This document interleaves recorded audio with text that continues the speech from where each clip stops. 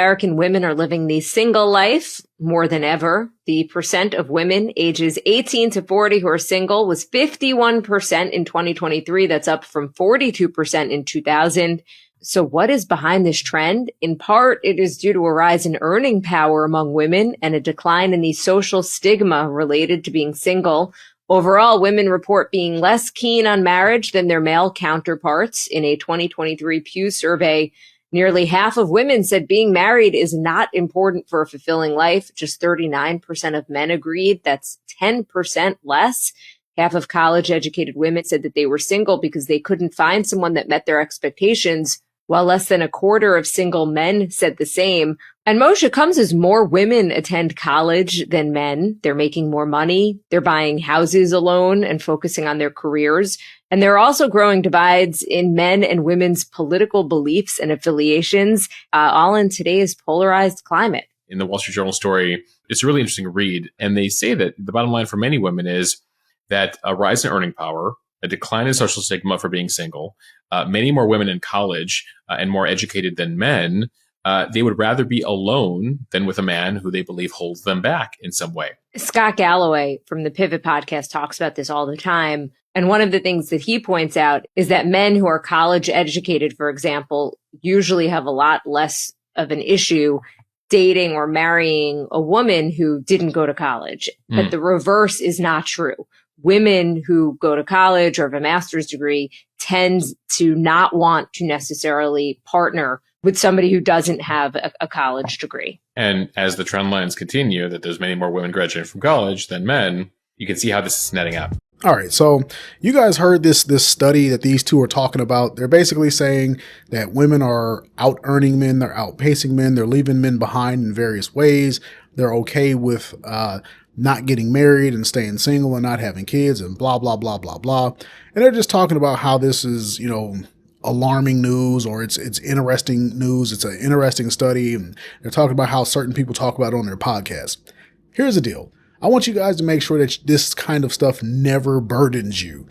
When it comes to these women who are outperforming men, a woman's performance does not really matter in the long term, because you have to understand, when she's 40, and let's just assume she was elite.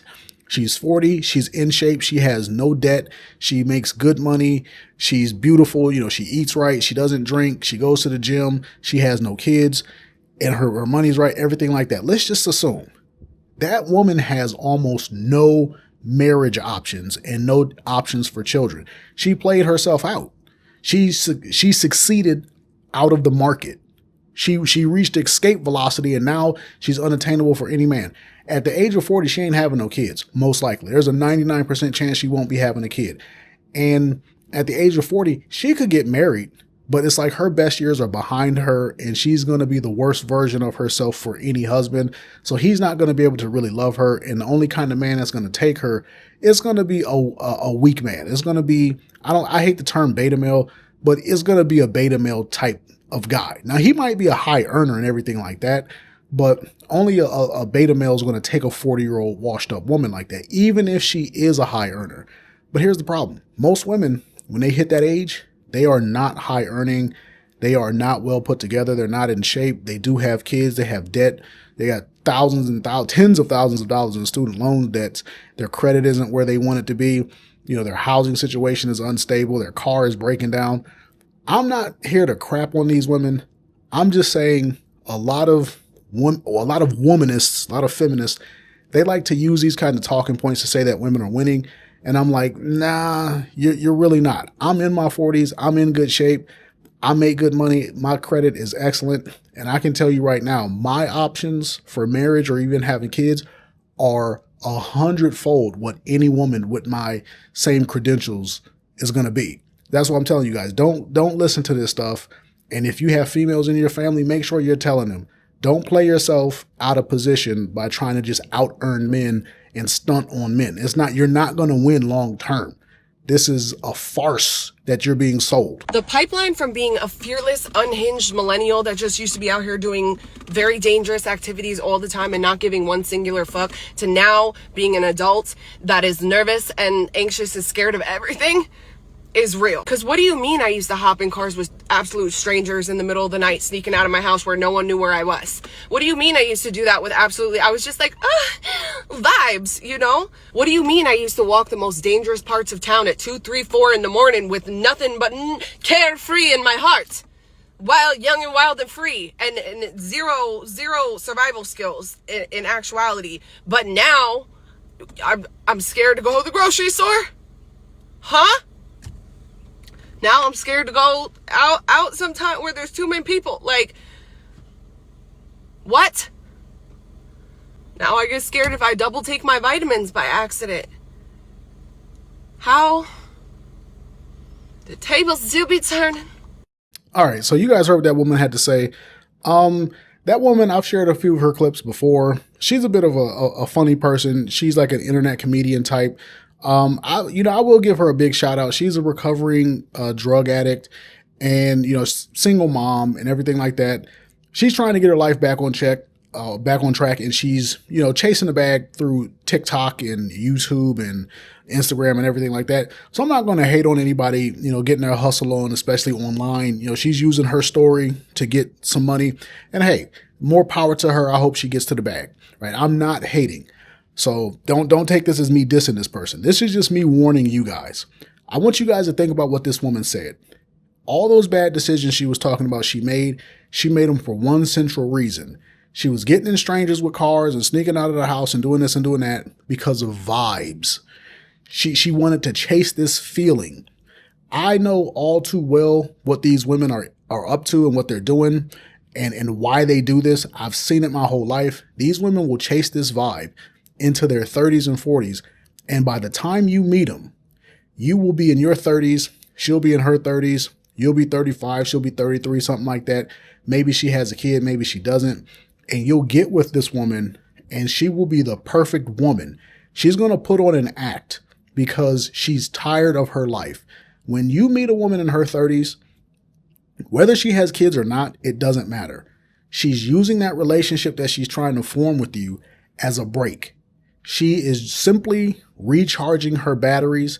She might need to build up a nest egg. She might need somebody to come in and make her rent situation more secure.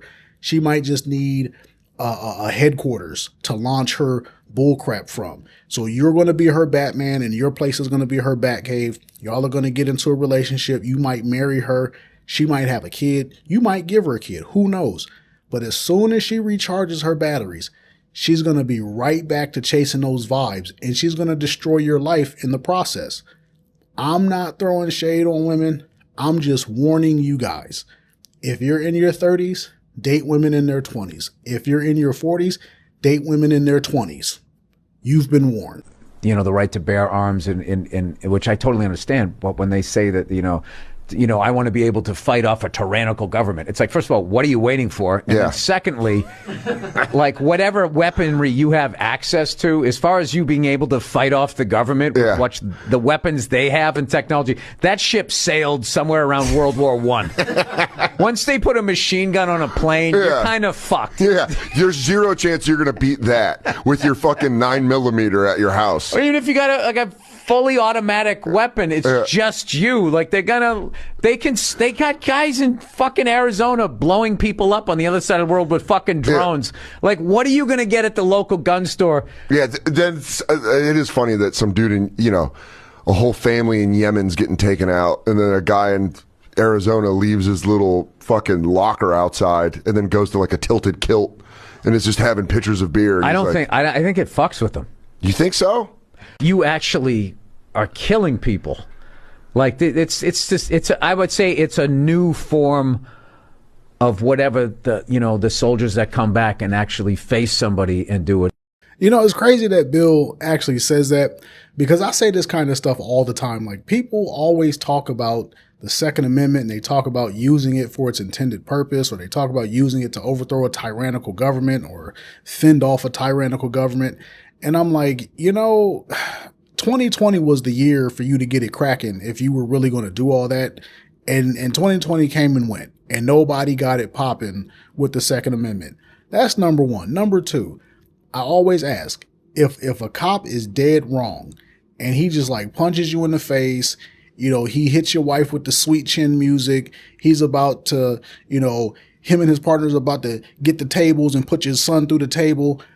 Are you allowed to go grab your gun and use the Second Amendment? And if you do, are you going to get Swiss cheese by the SWAT team, or are you going to get railroaded into a prison sentence? Like, what's up? Nobody ever wants to say, yeah, if a cop attacks you, you can use the Second Amendment. Even them people on January 6th didn't go into the Capitol building with guns. Like, they knew not to do that because they knew what was going to happen, right? So when people talk about the Second Amendment, I always have to remind them, if it comes down to it, you're not overthrowing anything. You're not taking over a bowl of Jell-O if it comes down to it. When it comes down to it, like the police would easily be able to put down any violent uprising of American people. Now, if the cartels storm the gates, that might be a little bit different because they got military training. But this idea that you're going to overthrow your government because they're being tyrannical, just like Bill said, you are a day late and a dollar short by every conceivable metric. Now, I'm not telling you not to have your guns, but this idea that you're going to take on the government in case they get out of control, let that go. If the government gets out of control, we all just going back into chains. That's all it's going to be. We're going to be in a dystopia. Ain't going to be no shots fired. They're just going to cut off all the water. They're going to steal all the daggum toilet paper out of Target, and y'all are going to flip out just like you did during COVID. So that idea, y'all got to let that go. I mean, have your guns, but let that idea go. Stand up right now. Boys, not men. No woman can raise a son into a man. The only way a son can become a man is through a father. The other way is discovering it on his own. What? It's not like I found a list of strong men that were raised by women. All right, let's do this. LeBron James. LeBron was raised by his single mother, Gloria James, who struggled financially but always pushed him to work hard and stay disciplined. He grew into one of the most dominant athletes of all time. Tom Hardy.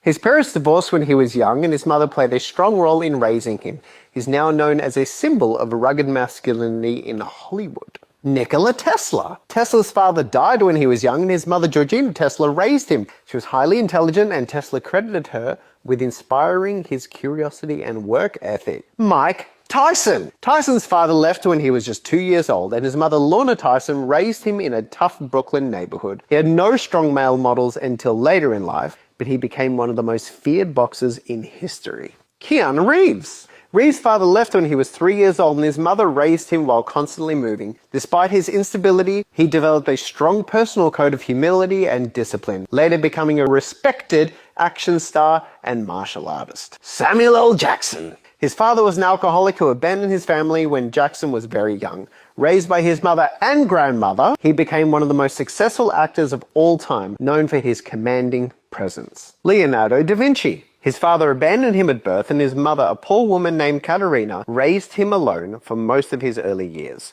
Despite having no strong male influence, he became one of the greatest minds in history. Now, this isn't to spread man hate, this is to debunk when stupid men say stupid shit. The list goes on. If you want more, just keep saying stupid shit. I'll be here. All right, so I've been seeing a big rise in cuck content, or, the men who want to be the next Derek Jackson. You got a lot of these guys who they want to speak up for female talking points, or they want to say stuff to empower women, and they just end up making themselves look stupid. So the guy who's talking, the black guy in the clip, his name is Cooley. He's one of these, Derek Jackson. He's not really a Derek Jackson. He's more one of these fresh and fit knockoff kind of guys. He does the panel with the women. And, he always tells them, oh, you don't qualify for a good man and blah, blah, blah. He's one of those kinds.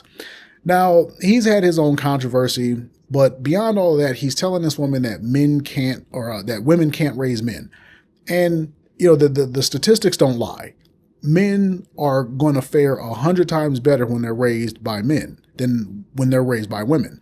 But the guy laying on the couch is essentially going to go and he's going to say that Cooley is wrong, and he uses the example of the hyper successful male. He's talking about LeBron James and Mike Tyson and Keanu Reeves and Tesla and all of these people who were either so physically dominant that there was no way for them to fail, or people who were so, charismatic or mentally gifted that there was no way for them to fail. But for every one of those people, there's, 5 or 10 million people who didn't make it. There are millions and millions of people who didn't make it. And then you have to look at the numbers of men in prison. Just look at the prison population. That alone will tell you what happens when men are not raised by men. It's like, yes, chronologically, a woman can make a man. She can take a boy and then she can chronologically raise him until he's 18. And then, okay, yeah, he's technically a grown adult, but is he an actual man? And a lot of times women don't want to accept this very, very basic truth.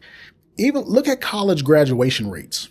The amount of men who go to college and then don't graduate is directly proportional to the fatherlessness rate. Even the men who graduate with STEM degrees is directly proportional, right? So I'm not saying that women are incapable of being good people and that they're not good moms and everything like that, but they can't raise men. And the men who sit there and argue that they can, like this guy is doing, you're doing everyone a disservice. You are not winning. This is not a dub. This is you polluting the minds of women to make even worse decisions. Your life. Do I have women in my life? Do you have a woman specifically? Yeah, no, I do. That's good. I call her almost every day. Shout out to my mom. Like, who's your future partner gonna be? I don't know. I'm looking for her. Do you have an eye on someone? My eyes on everybody I look at, for real. So like, my eyes on you, my eyes on her. Has anybody ever shot their shot at you on your show? On the show? Or off the show? Well, what's the question? On the show? Both. Never. Off the show too. Off the show. Has anyone ever shot their shot? Meaning what? You didn't share your craziest dating experience. Everything is crazy these days, isn't it? Do you shoot your shot in DMs now? Do I shoot my shot in DM? Yeah. No. So if you like something, like you have seen in person. I'm just so focused on my relationship with God, for real, that I don't even look left or right. It's just like I look up only. You ever had a crush on anybody that you've interviewed? Never. You sure? Yeah, I'm sure. When you say crush, though, like, what is that? Showed interest. Have I ever liked anybody? Yeah. Well, I like all my guests. I wouldn't have them on the show if I didn't like them. Okay, so that was a pretty hilarious clip with Angel Reese. I forget the guy in the clip. I don't know his name. I don't watch anything he does, but I've seen him around. Now, I don't know how you guys feel about the WNBA or Angel Reese. I don't even know if you know Angel Reese. Angel Reese is, she's one of the emerging personalities from the WNBA. The WNBA is a bad league. Everybody knows this. Nobody watches it. But Angel Reese and Caitlin Clark got drafted a year ago. And all of a sudden, the WNBA started doing crazy numbers. And it was because of Caitlin Clark and Angel Reese, and mostly because of them. And when I say mostly because of them, I mean mostly almost exclusively because of Caitlin Clark. Now, Angel Reese has emerged as this big personality. And if I'm just being fair and objective, I don't care about the WNBA. But as a social media person myself, I can recognize and respect different personalities and stuff like that. And her personality is very bitchy. It's very smug. It's very entitled. But at the same time, you can see that she would be a pretty cool person if she just allowed herself to be likable. If she just stopped the entitlement, she would probably be a good role model for young women. And she would probably be a very enjoyable personality, whether it's basketball or social media. So, that's neither here nor there. And I only say that to say this guy is dodging all of her attempts. Like, she is shooting her shot left, right, and center. And this man put on a clinic. He's like Floyd Mayweather out there dodging her. And you can see the frustration in her face because she really does think she's hot stuff. And I'm not going to sit here and just crap on her for the sake of crapping on her. Like, I do enjoy watching her get humbled, especially in this fashion, because like I said, she would be such an enjoyable person if she just weren't so entitled. And so you can kind of see in her face in this clip that she's not used to not getting what she wants, even though she kind of never gets what she wants. But it's always funny to see a woman who is objectively attractive, be put in a situation that only an objectively unattractive woman is typically going to find herself in. She's shooting her shot and she's getting turned down, and the dude is doing it with so much poise and grace. It's actually quite hilarious. So for any Angel Reese fans out there, for any of the Black Girl Magic fans out there, I'm not crapping on this girl for the sake of just crapping on her. I'm just simply saying it's a funny clip. She shot her shot a dozen times. The guy dodged each one masterfully, and it's just kind of funny to see, in and of itself. And I just really hope her PR people sit her down and say, hey, you would be so much better if you just dropped the attitude. But, that's neither here nor there. What y'all fail to understand is I will be any guy in sparring that does not have experience. Now, I know this is controversial and there's a lot of discussion about this. But if you're not a boxer, you cannot outbox a boxer. I don't care if you're over 6 foot, if you're really strong, I have sparred every type of man. I've sparred muscular man, I've sparred fat man, I've sparred super tall man, short man, don't care. I've sparred everything. And there has never been a scenario where a total beginner has beat me in sparring. That's just not how it works. I hope all boxers will back me up on this. But you're not beating a boxer in any case. And even if you are strong and a genetic freak, I just have to move around for 30 seconds and you will gas yourself out. And if you think I'm wrong, I have tested and tried this. I've been boxing for 8 years. I know what the fuck I'm talking about. I have sparred every type of guy before. And don't say that they were taking it easy, because I've been boxing for 8 years. I know what taking it easy looks like. I take it easy on them. Don't twist the story. I am over here winning, baby. Can you use headphones? Do you mind if you use headphones? What do you mean? Because you're being loud. How can you hear me? You have your headphones. I have my headphones, and I still hear you. So you don't want me to talk? I'm still going to be able to talk. Not that. I'm just asking kindly if you could use your headphones. What, do you hear my voice? You still going to hear my voice? And her voice. I'm her. Okay. You don't hear nobody's voice but mine. Okay. I don't know how you hear me. He got his headphones on. You want me to speak lower? I don't know what's wrong with these people. I don't know.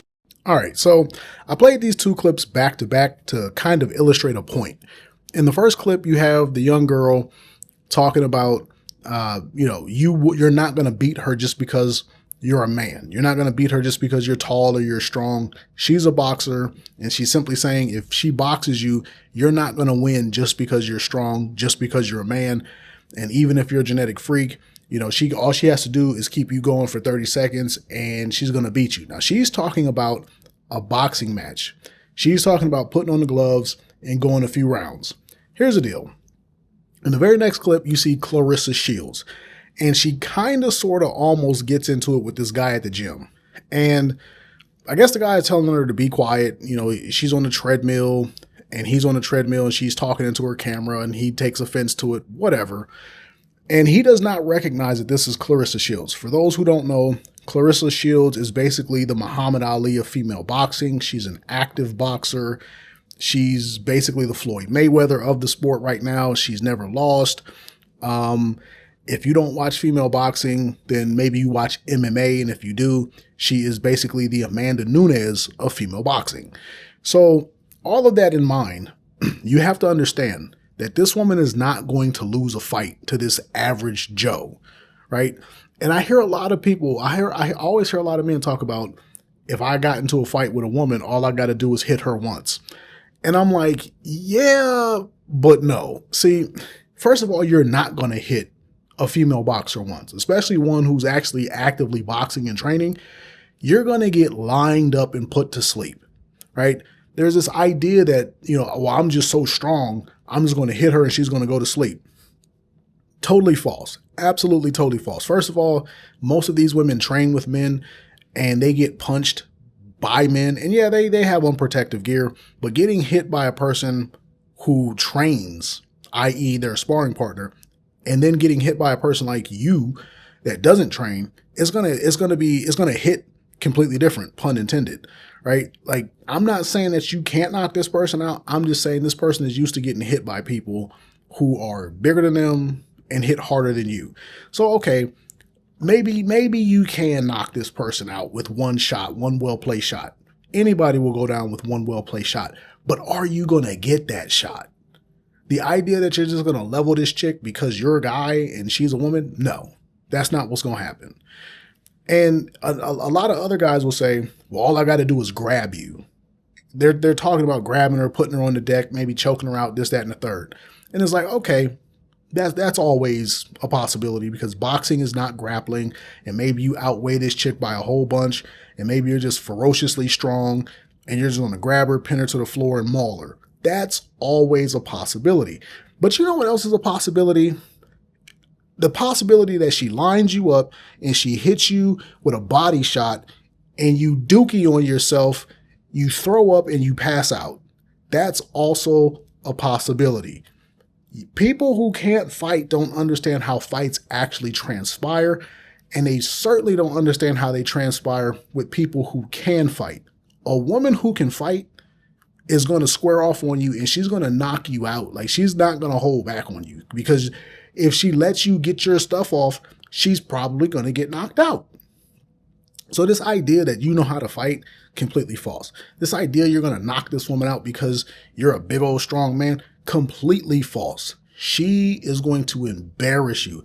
I have seen this happen. And that's why I said you're going to dookie on yourself and throw up and pass out, because that was the exact sequence of events. The dude grabbed the chick. She hit him with a vicious body shot. He his pants, and then he threw up and passed out. So don't let that happen to you.